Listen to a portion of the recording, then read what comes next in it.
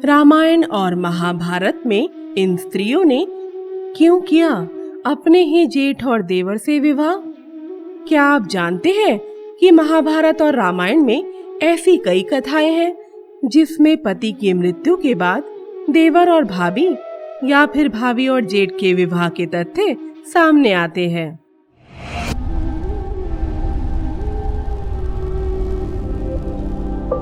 आप सभी का बहुत बहुत स्वागत है हमारे चैनल ज्ञान और वैराग्य में। आज के इस वीडियो में हम जानेंगे कि आखिर कौन थी यह स्त्रियां और कैसी थी उनकी मजबूरियां जिनके चलते उन्हें अपने ही पति के भाई से विवाह करने का बड़ा कदम उठाना पड़ा था।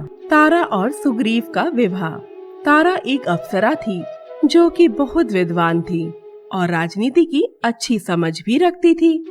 तारा का विवाह बलशाली और पराक्रमी बाली के साथ हुआ था।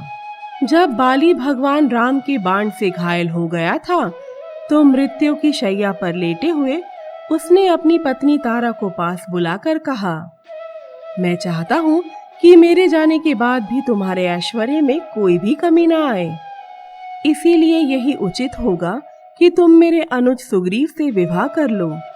अपनी आखिरी सांसें गिनते हुए बाली ने अपने छोटे भाई सुग्रीव के हाथ में पत्नी तारा का हाथ दे दिया। पति की अंतिम इच्छा का मान रखते हुए तारा ने अग्नि को साक्षी मानकर अपने देवर सुग्रीव से विवाह कर लिया। मंदोदरी का विभीषण से विवाह। रावण की पत्नी मंदोदरी अप्सरा रंभा की पुत्री थी और अत्यंत प्रभावशाली महिला थी। रावण की मृत्यु के बाद मंदोदरी को भी अपने देवर विभीषण से विवाह करना पड़ा था। हालांकि पहले मंदोदरी ने ऐसा करने से साफ मना कर दिया था और स्वयं को रावण के राज्य से भी अलग कर लिया था, परंतु रावण ने अपने आखिरी क्षणों में मंदोदरी को बताया कि उसे पहले से ही ज्ञात था कि उसकी मुक्ति श्री राम के हाथों में ही लिखी है।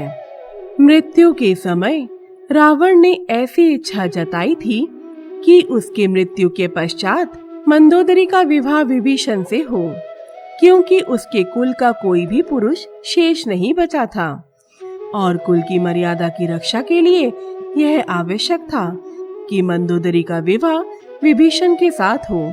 अर्जुन और भानुमति का विवाह।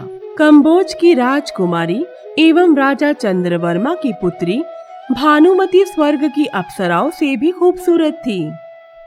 राजा ने अपनी बेटी भानुमति के लिए एक स्वयंवर का आयोजन किया जहां दुर्योधन और कर्ण भी आए।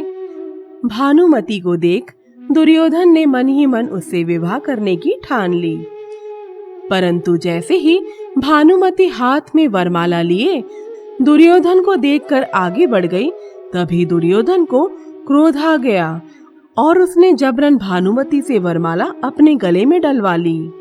स्वयंवर में उपस्थित बाकी राजाओं ने जब इस बात का विरोध किया तो दुर्योधन ने सभी को युद्ध की चुनौती दे दी। दुर्योधन ने सभी को कर्ण से युद्ध करने को कहा और कर्ण ने सबको पराजित कर दिया।